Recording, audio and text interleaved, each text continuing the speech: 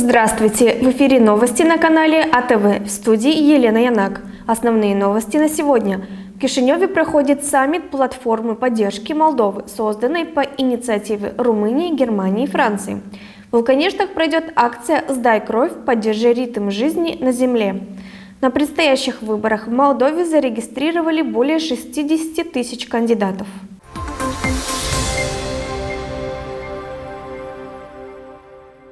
Представители более 30 стран и десятков финансовых и международных организаций прибыли в республику систематизировать помощь для Молдовы. Целью мероприятия считается мобилизация, концентрация и координация политической, финансовой и технической поддержки Молдовы. Сегодня обсуждения будут сконцентрированы вокруг трех ключевых направлений. Это бюджетная поддержка и создание двух фондов – инфраструктурного и энергоэффективного жилья. На мероприятии состоится дискуссия в формате круглого стола, после окончания которого будут подведены итоги и сделаны выводы рабочих групп по 6 направлениям: гуманитарная деятельность, энергетика, борьба с коррупцией, управление границами, финансовая помощь, административная реформа и управление государственными финансами.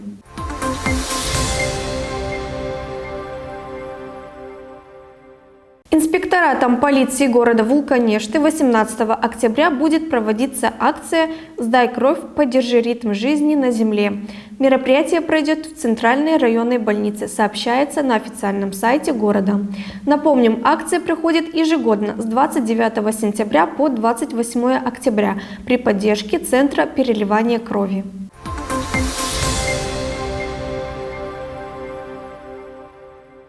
Они отметили полвека вместе. Семья Георгий и Мелания Гогу из города Каушаны праздновали золотую свадьбу. Мероприятие, которое состоялось 15 октября, было совершено по-особенному. Как в старые времена невесту забирали из дома и гуляли по всему городу. Как отреагировали каушанцы и какие добрые пожелания были адресованы паре, узнайте из следующего репортажа.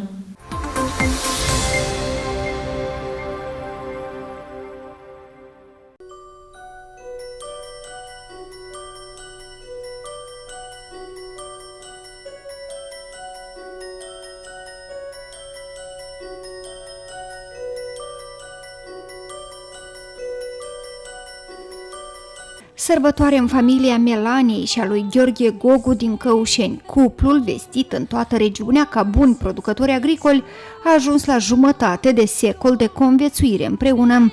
Pentru a celebra evenimentul, la data de 15 octombrie, cuplul și-a adunat rudele și au marcat nunta de aur.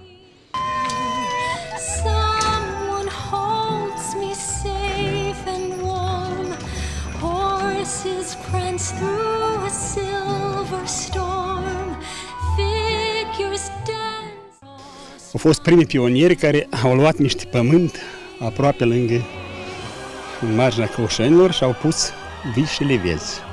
De unde s-au ridicat foarte bine până în ziua de azi. Au ajuns ficiorul, un vinificator renumit a Moldovei. Eu îi cunosc pe dânsii agricultori, chiar din prima zi de când l-am cunoscut pe Gheorghe. Era un agricultor, pot spune un agricultor vestit. Toată viața lui a lucrat la pământ. Prin muncă a dobândit ceea ce a dorit el. A fost vinificator până și în ziua de astăzi.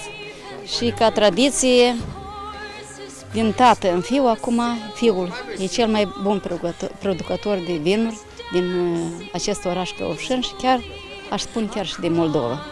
Având în vedere că am ajuns la așa o sărbătoare frumoasă, la așa o celebrare de 50 de ani de la nuntă, relația desigur că a fost bună, pentru că desigur că pe lângă sănătate este și faptul de bunăstare și asta tot provine de la relații și noi am fost o familie permanent cu relații bune.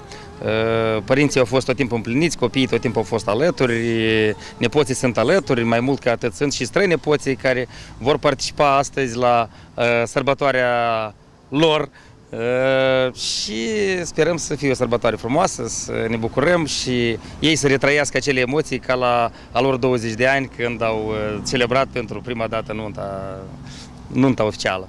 Evenimentul a avut loc duminica trecută și a fost unul cu adevărat memorabil. Spre deliciul locuitorilor din Căușeni, mireasa Melania a fost luată de acasă cu o caretă cu foieton, ca în vremurile de demult. Tradiția a adus un zâmbet pe fețele celor prezenți și a adus aminte de frumusețea și simplitatea nunților din trecut.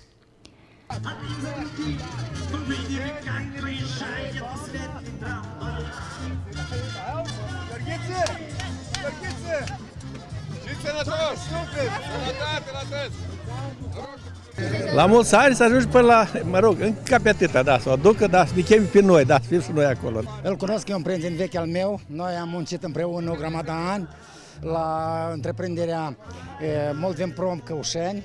Ne știm, ne cunoaștem, suntem oameni vechi, dar cu inimă mare și tineri și ținem la tradiții, la vinurile noastre bune pe care le facem și eu personal acasă fac, dar el mi-a luat-o înainte, el o face mai bine. Pe măsură ce cuplul străbătea orașul în căruța de epocă, căușănenii s-au alăturat sărbătorii aplaudând cu bucurie. Eu îl cunosc din copilărie, când el era încă, cum se spune, brigadier la vie, era un gospodar și este un gospodar foarte bun și am primit și eu o invitație la așa o sărbătoare frumoasă, care să dea Domnul să preia tradițiile toți oamenii din Căușeni și din toată Republica Moldova, cu așa o tradiție frumoasă, cu cai, cu șaretă, să facă o sărbătoare acea frumoasă. Și le urez mulți ani înainte.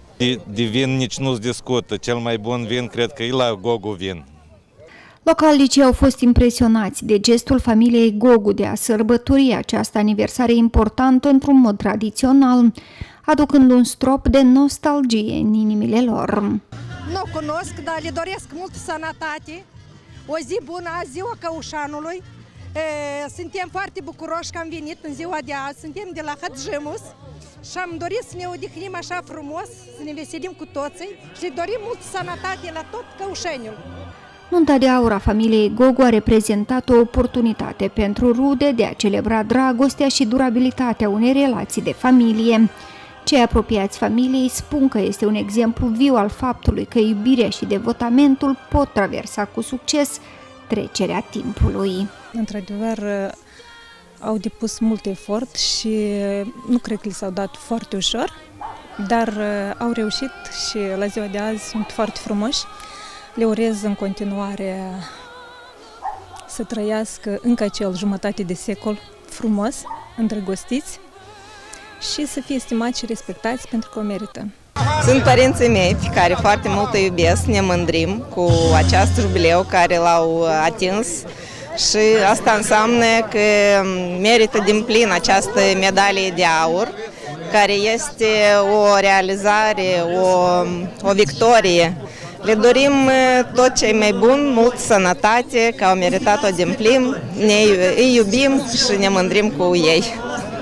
Cu voce plină de emoție, Gheorghe Gogu afirmă că secretul unei vieți longevive de cuplu este respectul reciproc și multă dragoste. Înainte, când plecam la Casa de Cultură, la dansuri și acolo ne-am întâlnit și am jucat un joc și ne-am plăcut, cred că, unul cu altul și așa și am mers înainte. Cedem unul altuia dacă e ceva, să ajungem la un compromis, să avem răbdare și toate merg înainte. Eu cu soția am plinit 50 de ani de căsătorie.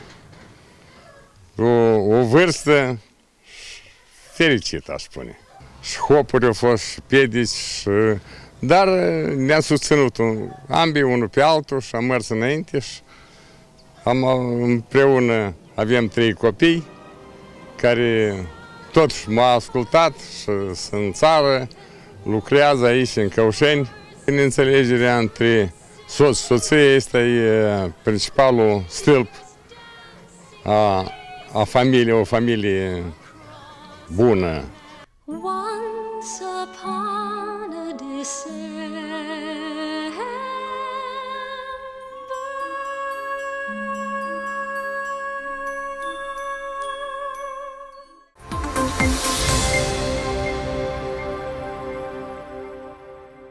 a Рубрика «Выборы 2023». На предстоящих выборах в Молдове зарегистрировали более 60 тысяч кандидатов. По данным Центральной избирательной комиссии, на 898 должностей примаров зарегистрировано более 3900 кандидатов. На 11 058 мандатов советников более 56 тысяч человек. При этом на должность примара в административно-территориальных единицах первого уровня из общего числа около 92% представляют политические партии и избирательный блок, а около 8% независимые кандидаты. На должность советника в округах первого уровня зарегистрировались более 45 тысяч человек. На должность советника в округах второго уровня из примерно 10 500 человек зарегистрированных кандидатов. На пост генерального примара муниципии Кишинев зарегистрировано 27 кандидатов от политических партий и избирательного блока, а на пост примара муниципии Бельцы 18 кандидатов, из которых 13 выдвинуты политическими партиями и избирательным блоком, 5 независимые. Центральная избирательная комиссия сообщает, что актуализирует и представит окончательную информацию относительно профиля кандидатов на выборные должности на всеобщих местных выборах 5 ноября 2023 года после анализа всех решений о регистрации конкурентов.